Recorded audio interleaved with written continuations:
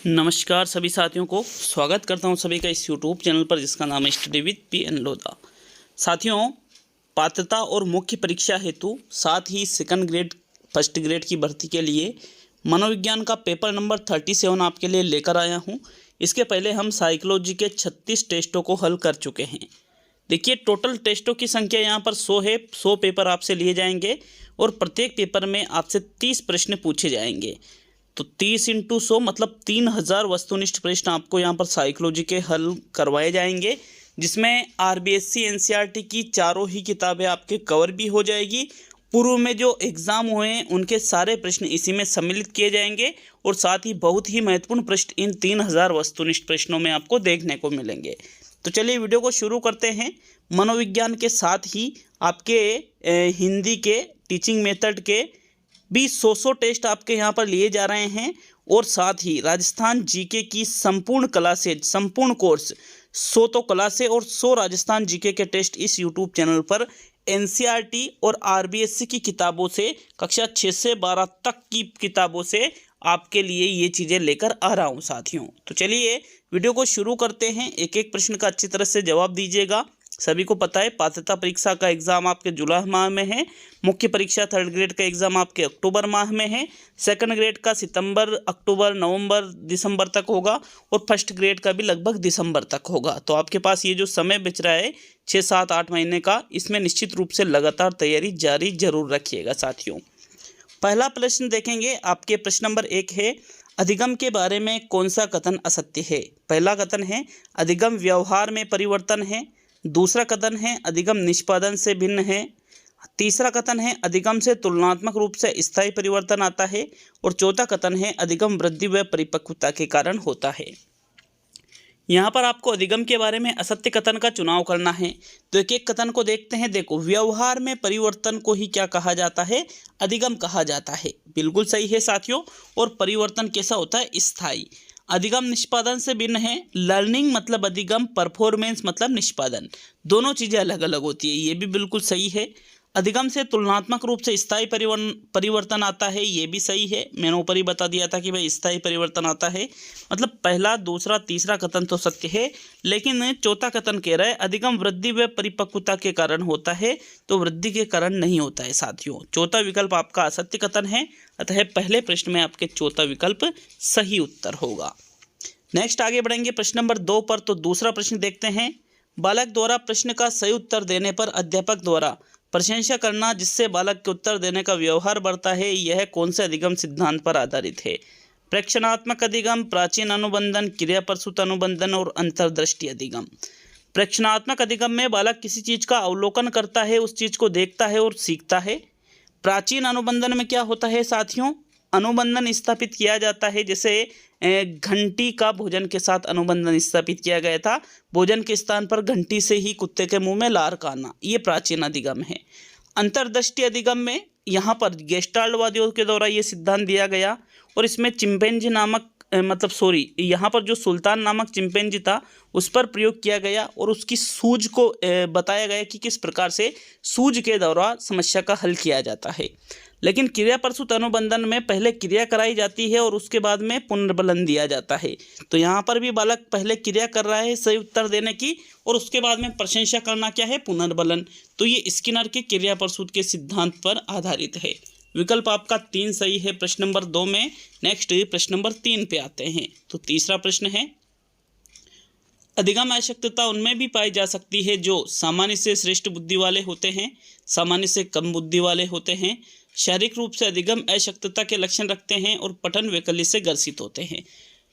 प्रश्न जो पूछ रहा है, प्रश्न की लैंग्वेज को समझोगे तो बड़ी आसानी से उत्तर दे सकते हो। अधिगम अशक्तता उनमें भी पाई जा सकती है, उनमें भी। देखो, पठन वैकल्य से जो ग्रसित होते हैं, डिसलेक्सिया है तो अधिगम अशक्तता है ही है। इसमें तो यूं थोड़ी इसमें पाई जाती है, इसमें भी पाई जाती है, उसमें भी पाई जा सकती है। शब्दों को समझिए, इसमें तो पाई ही जाती है। जो अधिगम अशक्तता के लक्षण रखेंगे उसमें भी पाई जाती है। जो सामान्य से कम बुद्धि वाले होते हैं लगभग उनमें भी पाई जाती है। लेकिन जो सामान्य से श्रेष्ठ बुद्धि वाले होते हैं साथियों, जो सामान्य से श्रेष्ठ बुद्धि वाले होते हैं उनमें भी अधिगम अशक्तता पाई जा सकती है। अलग अलग प्रकार के विकार होते हैं। तो अतः विकल्प नंबर 1 आपके प्रश्न नंबर 3 में सही रहेगा। नेक्स्ट आगे बढ़ेंगे प्रश्न नंबर 4 पर। तो चौथा प्रश्न, अधिगम को प्रभावित करने वाले कारकों में सम्मिलित है बुद्धि, अभियोग्यता, अभिवृत्ति और सभी। देखिए, अधिगम मतलब सीखना, जो कि व्यवहार में स्थायी परिवर्तन है, उसको बुद्धि भी प्रभावित करती है, योग्यता भी प्रभावित करती है, अभिवृत्ति भी प्रभावित करती है। अर्थात यहाँ जो चौथा विकल्प है इनमें से सभी वाला, ये आपका सही उत्तर होगा। अधिगम को प्रभावित करने वाले कारकों में ये सभी चीजें सम्मिलित होती है साथियों।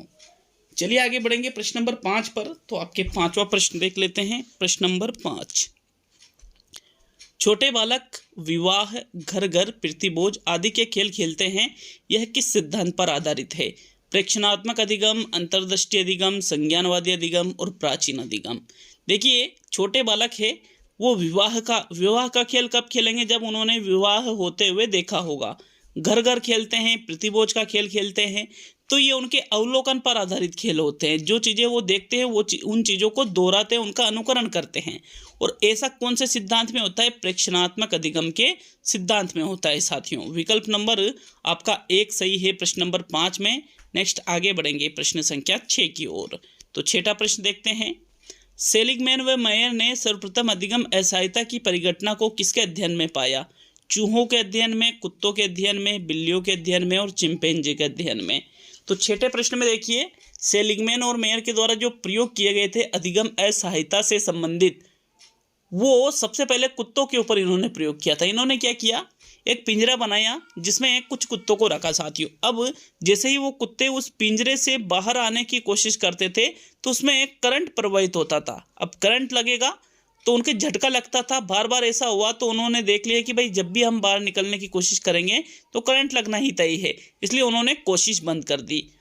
अब वहाँ पर उस पिंजरे में उन कुत्तों के स्थान पर नए कुत्तों को रखा गया और वो जैसे ही बाहर निकलने की कोशिश करने लगे तो वहाँ पर करंट नहीं रखा गया, मतलब करंट नहीं छोड़ा गया, तो बाहर निकलने में सफल हो गए। इसका मतलब क्या हुआ कि पहले वाले जो कुत्ते थे वो अधिगम असहायता से ग्रसित हो गए थे और दूसरे वाले जो कुत्ते हैं उनको पता ही नहीं था कि ऐसा कुछ होने वाला है, तो वो बाहर निकलने में एक बार में ही सक्षम हो गए, सफल हो गए।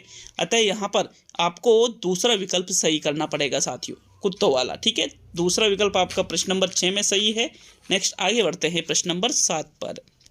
7वां प्रश्न है, अधिगम की प्रक्रिया में विलोपन तब बढ़ता है जब अर्जन प्रयासों के दौरान पुनर्बलन की मात्रा बढ़ती है। अर्जन प्रयासों के दौरान पुनर्बलन की मात्रा स्थिर रहती है, अर्जन प्रयासों के दौरान पुनर्बलन की मात्रा घटती है और इनमें से सभी। तो देखो, अधिगम की प्रक्रिया हो रही है और विलोपन का मतलब होता है अनुबंधन का विलोप होना, अनुबंधन का खत्म होना। तो कब जो विलोपन है ये कब खत्म होगा साथियों? जब प्रयास किए जाते हैं और उस दौरान ही पुनर्बलन की मात्रा नहीं मिले तो निश्चित रूप से विलोपन बढ़ता है। विकल्प नंबर आपका 3 सही है प्रश्न नंबर 7 में। नेक्स्ट आगे देखेंगे प्रश्न संख्या 8 की ओर। तो 8वां प्रश्न देखते हैं, क्या पूछ रहा है आपसे? काम, निद्रा या किसी संकट से बचना किस में आएगा? आवश्यकता, अंतर्नोद, लक्ष्य और सभी। साथियों, निद्रा, किसी संकट से बचना, काम वासना की पूर्ति, ये सारी चीज़ें क्या है? हमारी आवश्यकता है। क्या है ये सारी चीज़ें? हमारी आवश्यकता है। अतः विकल्प नंबर 1 आपके प्रश्न नंबर 8 में सही रहेगा। फर्स्ट विकल्प आपके सही है, ये सभी आवश्यकता है। चलिए नेक्स्ट आगे बढ़ेंगे प्रश्न नंबर 9 पर। तो 9वां प्रश्न देखते हैं, मनोविज्ञान को आधुनिक विज्ञान कब से माना जाता है? 1905 से, 1879 से, 1887 से और 1916 से। देखो, आधुनिक विज्ञान मनोविज्ञान को कब से माना जाने लगा? इसका सही उत्तर है 1879 से। 1879 से मनोविज्ञान को आधुनिक विज्ञान माना जाने लगा, क्योंकि 1879 में विलियम वुंट नामक एक मनोवैज्ञानिक ने, किन्होंने? विलियम वुंट नामक मनोवैज्ञानिक ने यहाँ पर जर्मनी में एक लिप्जिंग नामक स्थान पड़ता है, वहाँ पर साथियों मनोविज्ञान की प्रथम प्रयोगशाला स्थापित की थी। प्रथम प्रयोगशाला इन्होंने स्थापित की थी, इसलिए आधुनिक मनोविज्ञान की शुरुआत यहीं से मानी जाती है। तो 9वें प्रश्न में दूसरा विकल्प आपका सही है। चलिए आगे बढ़ते हैं प्रश्न नंबर 10 पर। तो 10वां प्रश्न देखेंगे, किसके द्वारा मनोवैज्ञानिक विकारों को समझाने के लिए एवं उन्हें ठीक करने के लिए मनोविश्लेषण को एक पद्धति के रूप में स्थापित किया गया? जेबी वाटसन, विलियम जेम्स, गेस्टाल्टवादी और सिगमंड फ्रायड। देखो, मनोवैज्ञानिक विकारों को वो समझ रहा है, उसको ठीक कर रहा है, ये चीज़ें किसके द्वारा, मनोविश्लेषण की पद्धति किसने चलाई है। मनोविश्लेषणवाद का जनक किसको कहा जाता है, सिगमंड फ्रायड को कहा जाता है। इन्होंने दो चीज़ें बताई, एक तो मनोविश्लेषणवाद का सिद्धांत दिया, मनोविश्लेषणवाद का सिद्धांत दिया, और एक इन्होंने सिद्धांत दिया था साथियों मनोलैंगिक विकास का सिद्धांत। मनोलैंगिक विकास के सिद्धांत में 5 अवस्थाएं बताई है, और मनोविश्लेषणवादी में इन्होंने व्यक्तित्व का भी वर्गीकरण किया है, इड, ईगो, सुपर ईगो, मन के भी प्रकार बताए हैं, चेतन मन, अचेतन मन, अर्धचेतन मन। तो यहाँ आपके कौन सा विकल्प सही है, चौथा विकल्प सही रहेगा प्रश्न नंबर 10 में। चलिए आगे बढ़ेंगे अब हम प्रश्न नंबर 11 पर। तो आपके 11वां प्रश्न देखते हैं। एक किशोर का मैच हारने के दुख, एक बच्चे का अपनी मां से लिपट जाना, ये क्रियाएं उदाहरण है। संस्कृतिकरण के कारण ऐसा होता है, समाज संवेगात्मक प्रक्रियाओं के कारण ऐसा होता है, मानसिक तनाव के कारण ऐसा होता है, या आत्मीयता के कारण। तो देखिए यहाँ पर एक किशोर का मैच हारने का दुख हो रहा है, बच्चे का अपनी मां से लिपट जाना, ये मानसिक तनाव या संस्कृतिकरण के कारण नहीं हो रहा है, बल्कि ये हो रहा है समाज संवेगात्मक प्रक्रियाओं के कारण। संवेगात्मक प्रक्रिया है ये एक। 11वें प्रश्न में आपके दूसरा विकल्प सही है। नेक्स्ट आगे बढ़ेंगे प्रश्न नंबर 12 पर। तो 12वां प्रश्न है, मानव विकास अत्यधिक लचीला होता है, इसका अर्थ है यह शैक्षणिक दिशाओं से सरोकार रखता है, यह जीवन पर्यंत चलता रहता है, यह संशोधन योग्य है, और यह बहुदिश होता है। देखो प्रश्न की लैंग्वेज को समझो। अत्यधिक लचीला होता है, लचीलापन का अर्थ क्या होता है, लचीला जो शब्द है इसका अर्थ किससे लिया जाता है, लचीला का मतलब जिसमें बदलाव किया जा सके साथियों। तो मानव विकास अत्यधिक लचीला होता है मतलब क्या है, यह संशोधन योग्य है, क्योंकि संशोधन का अर्थ ही बदलाव से लिया जाता है। तो विकल्प नंबर आपका 3 प्रश्न नंबर 12 में सही रहेगा। नेक्स्ट आगे बढ़ेंगे प्रश्न नंबर 13 पर। तो चलिए 13वें प्रश्न की ओर बढ़ते हैं। वीडियो अच्छा लगे तो वीडियो को एक लाइक और एक शेयर जरूर करिएगा, और अपने विचार नीचे एक कमेंट बॉक्स में जरूर बताकर जाइएगा। 13वां प्रश्न है आपके, व्यक्ति की आनुवंशिक विरासत को कहा जाता है जीन प्रारूप, दृश्य प्रारूप, दोनों, और इनमें से कोई भी नहीं। साथियों जो आनुवंशिकी विरासत व्यक्ति की होती है उसको कोई नहीं तो नहीं कहेंगे, ये तो गलत है। तीसरा, पहला या दूसरा? तो इसका सही उत्तर है जो आनुवंशिकी विरासत व्यक्ति की होती है उसको जीन प्रारूप के नाम से जाना जाता है। किस नाम से? जीन प्रारूप के नाम से। विकल्प 1 आपके 13वें प्रश्न में सही है। नेक्स्ट प्रश्न नंबर 14 पे आएंगे। तो 14वां प्रश्न देखेंगे, आधारभूत पेशीय कौशलों में सम्मिलित है घुटनों के बल चलना, वस्तुओं को पकड़ना, वस्तुओं के पास पहुंचना, और इनमें से सभी। देखो पेशीय कौशल हमारे हाथ पैरों से संबंधित होते हैं ज़्यादातर। तो घुटनों के बल चलना ये पैरों से, हाथों से संबंधित है। वस्तुओं को पकड़ना ये भी हाथों से संबंधित है। वस्तुओं के पास पहुंचना ये भी पैरों के संबंधित है। तो ये यहाँ पर आधारभूत पेशीय कौशलों में ये सारी चीज़ें सम्मिलित हो जाती है साथियों। चौथा विकल्प आपका सही है इनमें से सभी वाला। नेक्स्ट आगे बढ़ते हैं प्रश्न नंबर 15 पर। तो चलिए 15वां प्रश्न देखेंगे, आपके प्रश्न संख्या 15। जीन पियाजे के अनुसार परिकल्पनात्मक चिंतन कौन सी अवस्था में विकसित होते हैं? 0 से 2 वर्ष में, 2 से 7 वर्ष में, 7 से 11 वर्ष में, और 11 से 15 वर्ष में। तो देखो जीन पियाजे ने एक सिद्धांत दिया था संज्ञानात्मक विकास का सिद्धांत, जिसमें इन्होंने 4 अवस्थाओं का प्रतिपादन किया था। कितनी अवस्थाएं बताई थी इन्होंने? 4 अवस्थाएं बताई थी साथियों। इसमें परिकल्पनात्मक चिंतन जो है वो सबसे बाद वाली, मतलब औपचारिक संक्रियात्मक अवस्था, जिसको हम अमूर्त संक्रियात्मक अवस्था भी कहते हैं, अमूर्त चिंतन की अवस्था भी कहते हैं साथियों, इसमें ही परिकल्पनात्मक चिंतन होता है। विकल्प नंबर आपका चौथा सही है प्रश्न नंबर 15 में। नेक्स्ट आगे बढ़ेंगे प्रश्न नंबर 16 पर। तो चलिए 16वां प्रश्न देखते हैं, आपके प्रश्न नंबर 16। विकास मस्तिष्क से निचले हिस्से तक अग्रसर होता है, अर्थात शिरः पदाभिमुख, समीप दूराभिमुख, सिफेलोकोडल और प्रोक्सिमोडिस्टल। साथियों देखो विकास जो है ये कहाँ से, मस्तिष्क से। मस्तिष्क हमारे शरीर का ऊपरी हिस्सा है और ये निचले हिस्से तक अग्रसर होता है, निचले हिस्से की ओर बढ़ता है। तो इसको हम शिरः पदाभिमुख, सिर से पैर की ओर कहा जाता है। अब देखो समीप दूराभिमुख तो इसका गलत आंसर है, लेकिन एक आपको मैं बात बता दूं कि एक तो सिफेलोकोडल और एक प्रोक्सिमोडिस्टल, इन दोनों में से भी भाई ये तो विकल्प सही है, पहला विकल्प तो सही है, इसमें कोई डाउट नहीं है, लेकिन आपको कमेंट करके ये बताना है। एक तरह से यूँ मान लीजिए ये मेरा क्वेश्चन ही है, आपको कमेंट करके बताना है कि सिफेलोकोडल या प्रोक्सिमोडिस्टल दोनों में से क्या कहा जाता है विकास सिर से पैर की ओर बढ़ना, प्रोक्सिमोडिस्टल या सिफेलोकोडल, नीचे कमेंट करके हमें जरूर बताएं।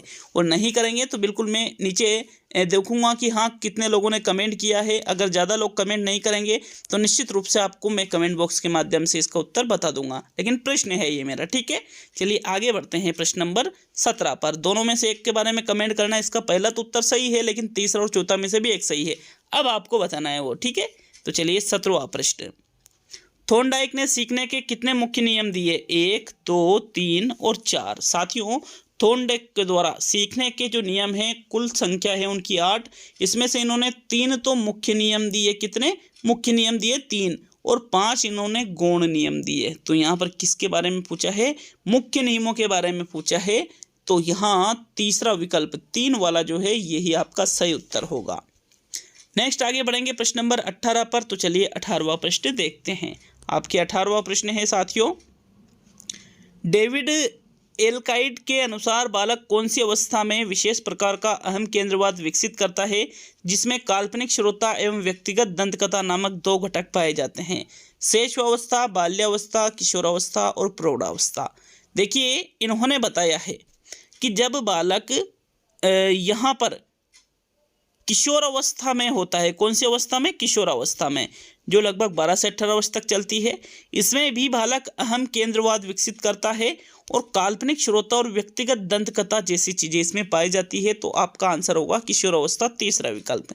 देखो काल्पनिक श्रोता का मतलब क्या होता है, व्यक्तिगत दंतकथा का मतलब क्या होता है।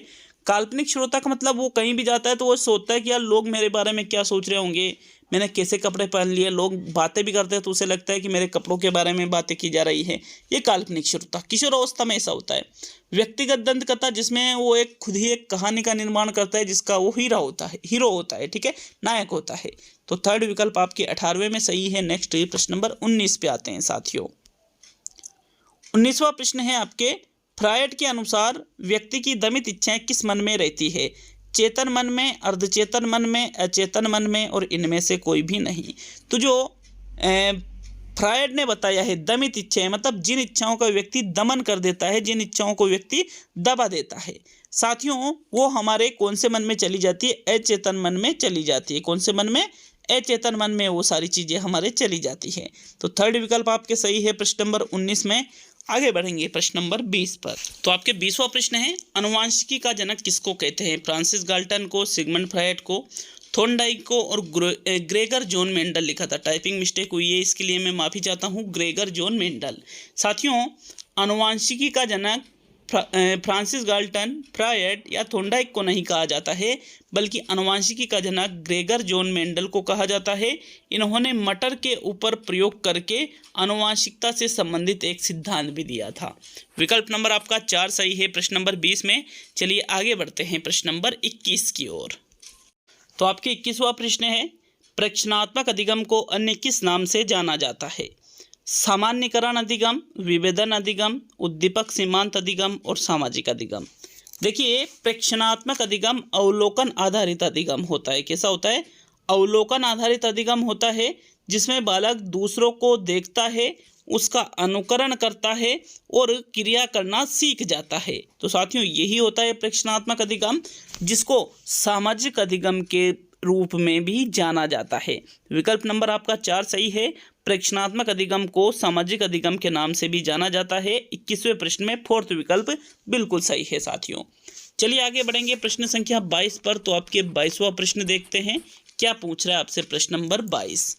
ये देखिए 22वें प्रश्न को, वाचिक अधिगम किया जाता है शाब्दिक रूप से, सांकेतिक रूप से, आकृतिक रूप से, क्रियात्मक रूप से।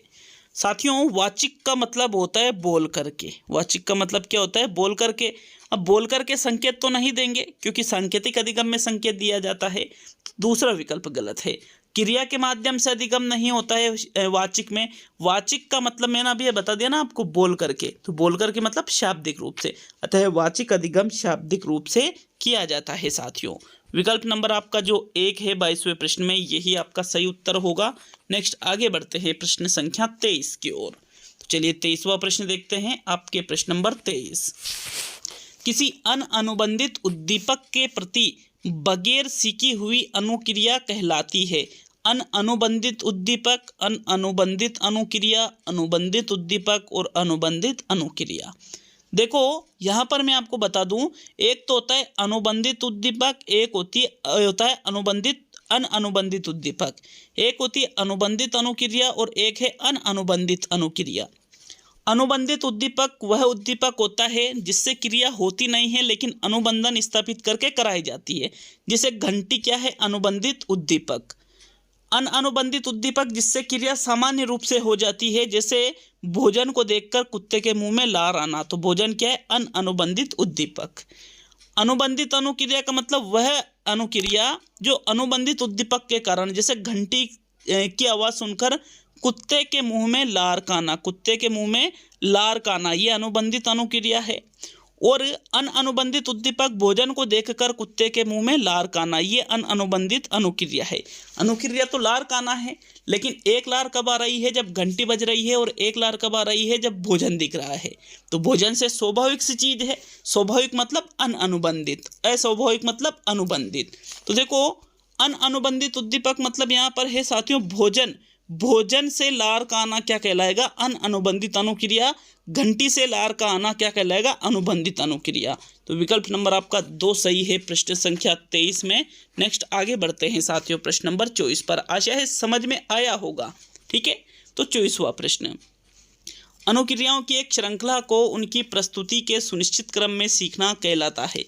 वाचिक अधिगम, शाब्दिक अधिगम, कर्मिक अधिगम और सभी। साथियों जो अनुक्रियाओं की श्रृंखला होती है, यदि हम उनको प्रस्तुति के क्रम में, मतलब जो जिस तरह से अनुक्रियाएं प्रस्तुत की जा रही है उसी क्रम में यदि हम उसको सीखते हैं, तो उसको वाचिक मतलब बोल करके सीखना, वाचिक और शाब्दिक तो दोनों एक ही चीज़ है, उसको हम कर्मिक अधिगम के नाम से जानते हैं। किस नाम से जानते हैं? कर्मिक अधिगम के नाम से।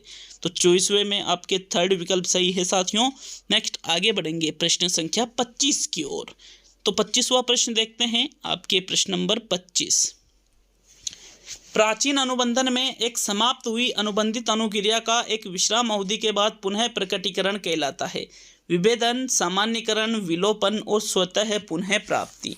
देखो प्राचीन अनुबंधन से संबंधित लगभग सारे प्रश्न आपको मैं करवा दूंगा। तो एक समाप्त हुई अनुबंधित अनुक्रिया, अनुबंधित अनुक्रिया मतलब घंटी से लार का आना, घंटी से लार का आना क्या है? अनुबंधित अनुक्रिया। एक विश्राम अवधि मतलब कुछ समय के बाद में यदि ये चीज समाप्त हो जाती है कि घंटी से लार आना बंद हो जाती है। बंद कब होगी? जब आप उसको भोजन देना बंद कर दोगे घंटी के बाद में, तो लार का आना बंद क्या रहे यार, ये तो बेवकूफ़ बनाने वाली बात होगी।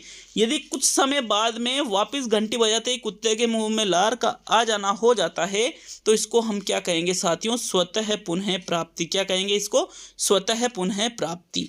विकल्प नंबर आपका 4 सही है 25वें प्रश्न में। नेक्स्ट आगे बढ़ेंगे प्रश्न संख्या 26 की ओर। तो चलिए 26वां प्रश्न देखते हैं, आपके प्रश्न नंबर 26। पियाजे के अनुसार वह कौन सी अवस्था है जिसमें नवजात शिशु शारीरिक और पेशी क्रियाओं के साथ संवेदी अनुभवों का संयोजन कर संसार की एक समझ विकसित करता है? संवेदी प्रेरक अवस्था, पूर्व संक्रियात्मक अवस्था, मूर्त संक्रियात्मक अवस्था और औपचारिक संक्रियात्मक अवस्था। साथियों पियाजे का जो सिद्धांत है, इन्होंने अपने सिद्धांत में जो पहली अवस्था बताई है संवेदी प्रेरक अवस्था, संवेदी प्रेरक अवस्था, संवेदी पेशी अवस्था भी इसको हम कहते हैं, जिसकी अवधि होती है 0 से 2 वर्ष।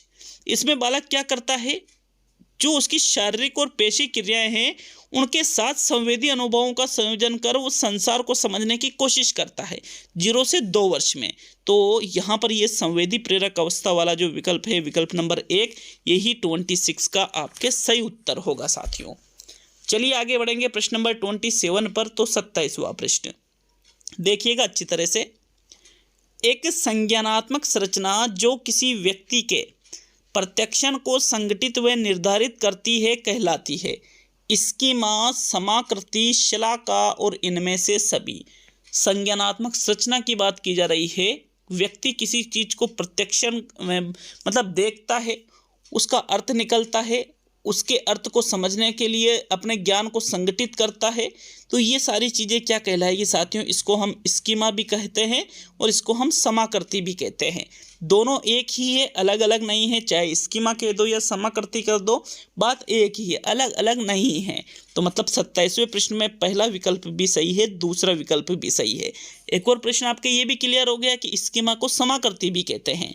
चलिए आगे बढ़ेंगे प्रश्न नंबर 28 पर। तो 28वां प्रश्न, ये देखो 28वां प्रश्न, गर्भधारण से जन्म का समय कहलाता है गर्भावस्था, जन्मावस्था, प्रसव पूर्व अवस्था और इनमें से सभी। साथियों, गर्भधारण से जन्म का समय मतलब जब बालक का जन्म नहीं हुआ है उसके पहले के समय की यहाँ पर बात की जा रही है, तो उसको हम गर्भावस्था भी कहते हैं। उसको जन्मावस्था के नाम से तो नहीं जाना जाता है, और उसको हम प्रसव पूर्व अवस्था भी कहते हैं। चाहे प्रसव पूर्व अवस्था कह दो या गर्भावस्था कह दो, बात तो एक ही है, दोनों चीज़ें एक ही है। अतः यहाँ पर पहला विकल्प भी आपके सही है 28वें में, और तीसरा विकल्प भी सही है साथियों। चलिए आगे बढ़ेंगे प्रश्न संख्या 29 पर। यहाँ पर भी आपकी दो चीज़ें क्लियर होगी कि गर्भावस्था को प्रसव पूर्व अवस्था भी कहते हैं। चलिए आज का सेकंड लास्ट प्रश्न देखेंगे, 29वां प्रश्न। लेकिन 29वां प्रश्न देखने से पहले अभी तक भी वीडियो को लाइक और शेयर नहीं किया है तो लाइक शेयर जरूर करिएगा साथियों, और चैनल पर नए हो तो चैनल को सब्सक्राइब करके हमें मोटिवेट करिएगा, ताकि हम आपके लिए और ज़्यादा मेहनत करके आने वाली जो भर्तियां हैं उनमें बेहतरीन चीज़ें आपके लिए लेकर आएँ। चलिए 29वां प्रश्न, सामाजिक अधिगम में वह प्रक्रिया जिसमें बालक दूसरों का प्रेक्षण व अनुकरण करके सामाजिक एवं संज्ञानात्मक व्यवहार सीखता है कहलाती है अभिप्रेरणा, मॉडलिंग, संवेग और मूल प्रवृत्ति। तो देखो, सामाजिक अधिगम किसके द्वारा दिया गया था? बंडूरा के द्वारा दिया गया था। किसके द्वारा? बंडूरा के द्वारा सामाजिक अधिगम का सिद्धांत दिया था साथियों, अल्बर्ट बंडूरा के द्वारा। अब इन्होंने एक चीज बताई है कि बालक दूसरों का प्रेक्षण का मतलब अवलोकन करता है, उनका अनुकरण करता है और सामाजिक व्यवहार करना सीखता है। तो इसको ही बंडूरा ने एक नाम दिया है जिसको हम कहते हैं साथियों मॉडलिंग। क्या कहते हैं? मॉडलिंग कहते हैं। विकल्प नंबर आपका 2 सही है प्रश्न नंबर 29 में। अब आज का अंतिम और 30वां प्रश्न देख लेते हैं। देखो 30 में से आपके कितने प्रश्न सही हुए उसके लिए कमेंट करके जाइए, और किसी प्रश्न में कोई त्रुटि नज़र आती है तो वो भी हमें जरूर बता कर जाइएगा साथियों। देख लेते हैं अंतिम और 30वां प्रश्न।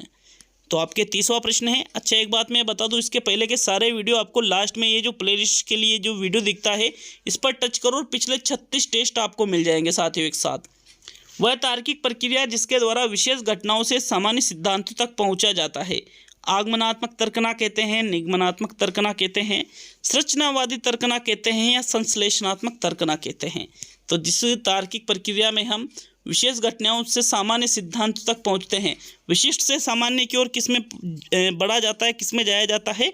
आगमनात्मक तर्कना में जाया जाता है साथियों। विकल्प नंबर आपका 1 सही है 30वें पृष्ठ में। ये देखिए आपके पेपर नंबर 37 खत्म हुआ। अब आपके 63 टेस्ट और बाकी है साइकोलॉजी के। ठीक है, तो मिलते हैं अब अगले वीडियो में। बहुत बहुत धन्यवाद वीडियो को पूरा देखने के लिए।